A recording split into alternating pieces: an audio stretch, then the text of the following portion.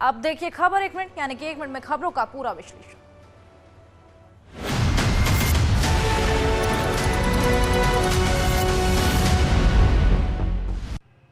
लखनऊ में यजदान बिल्डर की बिल्डिंग को लेकर कानूनी खींचतान तेज हो गई है। फ्लैट ओनर्स का कहना है कि बिल्डिंग गिराने पर उन्हें सिविल कोर्ट से स्टे मिल गया है। वहीं एलडीए का कहना है कि उन्हें अब तक कोर्ट का ऐसा कोई आदेश नहीं मिला है। लखनऊ में यजदान बिल्डर्स की बिल्डिंग को तोड़ने का काम जारी है। एलडीए की कार्रवाई आज भी जारी है। उधर फ्लैट के ओनर के वकील का कहना है कि हमको सिविल जज के यहाँ से राहत मिल गई है। सिविल जज ने हाई कोर्ट की सुनवाई पूरी होने तक बिल्डिंग न तोड़ने का आदेश दिया है। वकील ने आरोप लगाया कि आदेश के बावजूद भी एलडीए बिल्डिंग तोड़ रहा है। उधर एलडीए के ओएसडी का कहना है कि ये आदेश सर्टिफाइड नहीं है और इस पर किसी का दस्तखत नहीं है। ओएसडी ने कहा कि जब तक हमें कोई प्रमाणित आदेश की कॉपी नहीं मिलती, हमारी कार्रवाई जारी रहेगी। जौनपुर नगर पालिका में सौंदर्यीकरण के नाम पर पैसे के बंदरबाट किए जाने का आरोप लगाने का मामला सामने आया है। इसको लेकर सभासद ने सीएम योगी और दूसरे आला अफसरों से कार्रवाई किए जाने की मांग किया है। जौनपुर नगर पालिका के सौंदर्यीकरण योजना के नाम पर लाखों रुपए का भ्रष्टाचार का आरोप लगा है। आरोप के मुताबिक शाहगंज के बुढ़वा बाबा मंदिर पोखरा सौंदर्यीकरण योजना में गड़बड़ी की गई है। लगभग 80 लाख से ज्यादा के प्रोजेक्ट में 75% रुपए जारी हो चुके हैं, लेकिन उस हिसाब से काम दिखाई नहीं दे रहा है। अब तक जो निर्माण कार्य हुए हैं उसकी क्वालिटी भी ठीक नहीं है। सभासद ने करप्शन का आरोप लगाते हुए मुख्यमंत्री से लेकर जिम्मेदार अधिकारियों से इसकी शिकायत की है। उसमें जो है कि पूरब दिशा दक्षिण दीवार बनवाया गया और दीवार बनाते ही मतलब कि 1 महीने के अंदर टूट के ढह गया हो। शिकायत के बाद ईओ ने जांच कर कार्रवाई की बात कही है। बुढ़वा बाबा पर कुछ कार्य, सौंदर्यीकरण का कार्य मुझसे पूर्व में वर्तमान बोर्ड के समय में ही कराया गया है। वहाँ पे कुछ ओपन जिम संबंधी कार्य भी कराया गया है और कुछ सौंदर्यीकरण का कार्य कराया गया है।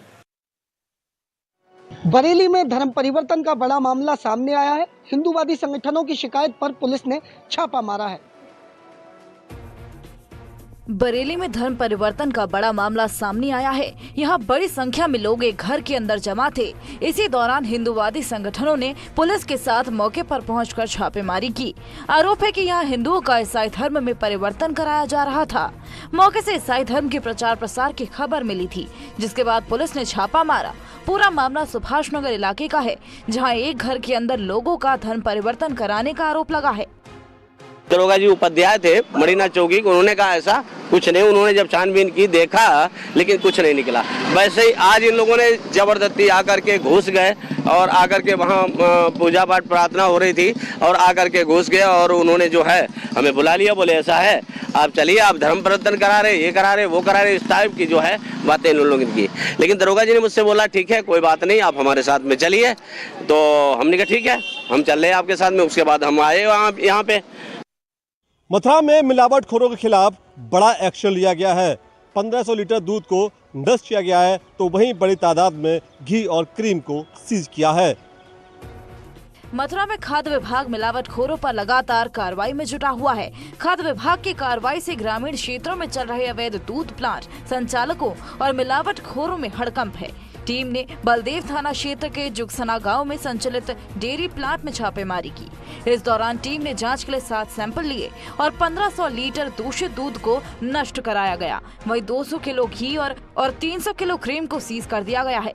सभी नमूनों को जांच के लिए लैब भेजा जा रहा है। थाना क्षेत्र में जुगसना गाँव और डेयरी प्लांट पर दूध में मिलावट की जा रही है, तो उसके रिगार्डिंग पुलिस फोर्स लेकर वहाँ पर कार्रवाई की गई। मिलावटी दूध था जो लगभग 1,500-2 हज़ार लीटर उसको नष्ट कराया गया। साथ ही 7 नमूने दूध घी क्रीम के और एक वाइट कलर का एडल्ट्रेंट था, उसे जांच के लिए कलेक्ट किया है और काफ़ी मात्रा में घी और क्रीम को सीज करके उसकी अवरक्षा में दे दिया है। साथ ही डेयरी प्लांट को अग्रिम आदेशों तक बंद करा दिया। जसवंत नगर में अखिलेश यादव, शिवपाल यादव के साथ रामगोपाल यादव एक मंच पर दिखे। उन्होंने जनता को संबोधित किया, साथ ही मुलायम को याद कर कुनबे को एक होने के संकेत भी दिए। मैनपुरी उपचुनाव की जंग को जीतने के लिए नेताजी का पूरा कुनबा एक हो चुका है। चाचा भतीजे के बीच की दूरी भी खत्म हो चुकी है। जैसे जैसे उपचुनाव की तारीख नजदीक आ रही है, वैसे वैसे रिश्ते भी फिलहाल मजबूत दिखाई दे रही हैं। सभी ने उपचुनाव को जीतने के लिए एक सुर में दम भरा है। जसवंत नगर की जनता को संबोधित करते हुए अखिलेश यादव ने साफ किया कि चाचा भतीजे के बीच में कोई भी दूरी नहीं थी। जिस दूरी की बात सियासी गलियारों में की जाती है, वो सिर्फ सियासी दूरी ही थी। जसवंत नगर में जीत की हुंकार भरते हुए अखिलेश यादव ने कहा कि नेताजी के बिना ये चुनाव हो रहा है, लिहाजा उन्होंने पार्टी की जीत के लिए जनता से वोट की अपील की है। चाचा और भतीजे में दूरियां नहीं थी, राजनीति में दूरियां थी। चाचा भतीजे में मैंने कभी दूरी नहीं मानी और मुझे खुशी इस बात की है कि राजनीति की भी दूरियां आज खत्म हो गई। इसके लिए मैं बहुत बहुत धन्यवाद देता हूं। मुख्यमंत्री योगी आदित्यनाथ ने आज स्टाफ नर्सों को नियुक्ति पत्र बांटे। साथ ही उन्होंने यह भी दावा किया कि अब उत्तर प्रदेश बीमारू राज्य की श्रेणी में नहीं रह गया है। उत्तर प्रदेश के मुख्यमंत्री योगी आदित्यनाथ ने स्टाफ नर्स को नियुक्ति पत्र वितरित किया। 1354 स्टाफ नर्स को नियुक्ति पत्र का वितरण किया गया। सीएम योगी ने 21,000 स्टाफ नर्सों को नियुक्ति पत्र दिए हैं। इस कार्यक्रम में डिप्टी सीएम ब्रजेश पाठक भी मौजूद रहे। इस मौके पर मुख्यमंत्री ने कहा कि 2017 से पहले यूपी बीमारू राज्य माना जाता था, मगर बीते 5 साल में यूपी की तस्वीर बदली है। सीएम योगी आदित्यनाथ ने कहा कि खुशी है कि यूपी में नौकरी और रोजगार की संभावनाएं कम नहीं। दुनिया की सबसे उर्वरा भूमि हमारी, सबसे बड़ा उद्योग मौजूद हमारे पास, मगर उसे तकनीक से जोड़ा नहीं गया। एक बीमारू राज्य माना जाता था, यानी यहां मनुष्य ही बीमार नहीं था, प्रदेश स्वयं ही बीमार था।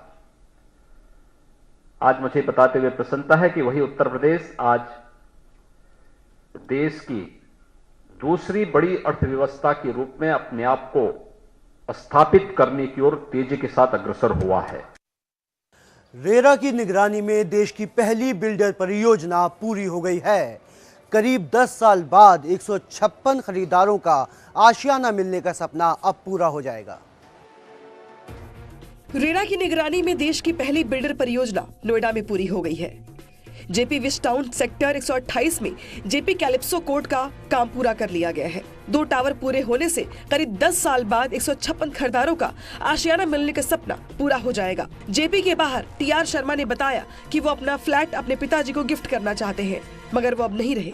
एक वक्त ऐसा भी आया जब उन्हें लगा कि ये फ्लैट उनके जीते जी उन्हें नहीं मिल पाएगा, लेकिन बाद में जेपी ने कदम बढ़ाया और रेजिडेंट्स ने भी उनका पूरा सहयोग किया। रेरा का शुक्रिया अदा करते हुए उन्होंने कहा कि 300 से ज्यादा बायर्स का सपना पूरा हुआ है। जो हमें बहुत खुशी है कि आज हमारा ये प्रोजेक्ट कंप्लीट हुआ, पूरा हुआ। ओसी भी प्राप्त हो गई है अथॉरिटी से। आपको क्या बताएं, जब हमने ये 2009-10 में इसकी बुकिंग की थी, तब मैंने ये सोचा था कि मैं ये अपना घर अपने पूज्य पिताजी को अर्पण करूंगा। नोएडा में पाबंदियां हटने के बाद ट्विन टावर से निकले मलबे के निस्तारण का काम शुरू हो गया है। दिवाली के बाद दिल्ली एनसीआर में बढ़ते प्रदूषण को देखते हुए इस काम को रोक दिया गया था। नोएडा का ट्विन टावर अब इतिहास बन चुका है। सेक्टर 93A में बने देश के सबसे चर्चित ट्विन टावर को 28 अगस्त को ध्वस्त किया गया था। पाबंदियां हटने के बाद ट्विन टावर मलबे का निस्तारण एक बार फिर से शुरू हो गया है। 100 से ज्यादा कामगार और 9 जेसीबी मशीन लगातार काम में लगे हुए हैं। 3 महीने में मलबे का निस्तारण करने का टास्क रखा गया है। एंटी स्मॉग गन और वाटर स्प्रिंकलिंग मशीन भी लगाई गई है। रेजिडेंट्स को धूल से दिक्कत ना हो, इसके लिए इंतजाम किए गए हैं। अब तक 500 टन से ज्यादा सरिया और 5000 टन मलबे का निस्तारण किया जा चुका है। जिला प्रशासन ने ट्विन टावर से निकलने वाले मलबे से सड़क बनाने की योजना बनाई है। दिल्ली एनसीआर में लगातार बढ़ रहे प्रदूषण के स्तर को देखते हुए ग्रेडेड रिस्पांस एक्शन प्लान लागू किया गया, जिसके चलते कई पाबंदियां हुई और स्टेज 4 में तमाम कंस्ट्रक्शन और सीएनडी वेस्ट मैनेजमेंट जो प्लान थे उनका काम रोक दिया गया था, जिससे ट्विन टावर का जो मलबे का निस्तारण का काम था वो भी रुक गया था। देवरिया जिले में धान की खरीदारी ठीक न होने से भड़के डीएम, अधिकारियों को लगाई कड़ी फटकार, मांगा स्पष्टीकरण। देवरिया में डीएम ने बरहज ब्लॉक के मिर्जापुर गांव में स्थित राजकीय धान क्रय केंद्र का औचक निरीक्षण किया तो कई खामियां पाई। इसके बाद डीएम ने डिप्टी एआरएमओ और धान क्रय केंद्र प्रभारी पर फटकार लगाते हुए स्पष्टीकरण मांगा है। उन्होंने जांच के बाद अफसरों पर सख्त कार्रवाई की बात की है। दरअसल डीएम ने निरीक्षण में पाया कि 20 दिनों में धान क्रय केंद्र पर मात्र 4 किसानों से सिर्फ 284 क्विंटल धान ही खरीदी गई है और सिर्फ एक किसान का ही भुगतान किया गया है, जबकि शासन का सख्त निर्देश है कि किसानों को 24 घंटे के अंदर भुगतान कर दिया जाए। यहाँ पर आए हैं जिनका कि इस वक्त धान तुल रहा है, तो मैं चाहूँगा कि जो सरकारी विभाग के जो कर्मचारी हैं वो इसको और ध्यान दें। अदरवाइज उनके डिस्करेज करने के कारण से लोग मार्केट में फिर कम दाम भेजने को विवश होते हैं। इसी क्रम में डिप्टी आरएमओ जो बीसी गौतम है और केंद्र प्रभारी को स्पष्टीकरण ले रहे हैं क्यों ऐसा है, और अगर उनके पास कोई स्पष्टीकरण संतोषजनक नहीं हुआ तो उनके सेवा अभिलेख की प्रविष्टि की जाएगी और कार्रवाई की जाएगी। यूपी में आज कई जगह पुलिस और बदमाशों के बीच मुठभेड़ हुई। जहां एक और गाजियाबाद पुलिस ने मुठभेड़ के बाद 3 बदमाशों को गिरफ्तार किया है, वहीं दूसरी ओर बुलंदशहर में भी 50,000 का इनामी बदमाश पुलिस गोली लगने के बाद घायल हो गया। योगी राज में पुलिस जगह जगह अपराधियों पर कहर बनकर टूटी है। गाजियाबाद के इंदिरापुरम थाना क्षेत्र में पुलिस और बदमाशों के बीच मुठभेड़ हो गई। इस मुठभेड़ में एक शातिर अपराधी को गोली लगी। इसके बाद पुलिस ने घायल और उसके 2 अन्य बदमाशों को गिरफ्तार कर लिया। घायल बदमाश का नाम शमशेर उर्फ लाला है, जो कई केस में वांटेड था। उधर मेरठ में पुलिस और बदमाशों के बीच मुठभेड़ हो गई। आरोप के मुताबिक बदमाश बाइक पर सवार होकर गोकशी की वारदात को अंजाम देने के लिए जा रहे थे, तभी पुलिस को इसकी सूचना मिली, जिसके बाद बदमाशों और पुलिस के बीच जमकर फायरिंग हुई। फायरिंग में एक बदमाश के पैर में गोली लग गई और पुलिस ने उसे गिरफ्तार कर लिया। उधर बुलंदशहर के खुर्जा पुलिस ने मुठभेड़ के बाद व्यापारी अपहरण कांड के मुख्य आरोपी को गिरफ्तार कर लिया है, जबकि फायरिंग के दौरान एक बदमाश भाग गया। पुलिस कॉम्बिंग कर उसकी तलाश में जुटी हुई है। मुठभेड़ में दोनों तरफ से कई राउंड फायरिंग हुई। फायरिंग में 50,000 के इनामी बदमाश सोनू को गोली लगी।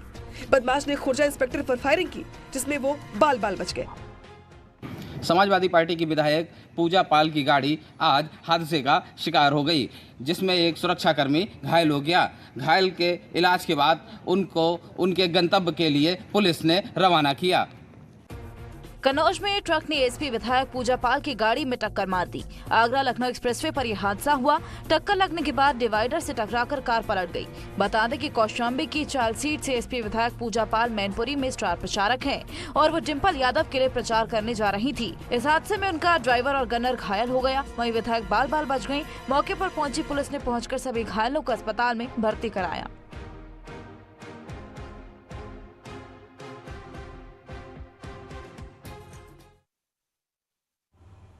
वक्त एक छोटे से ब्रेक का, जल्द हाजिर होंगे।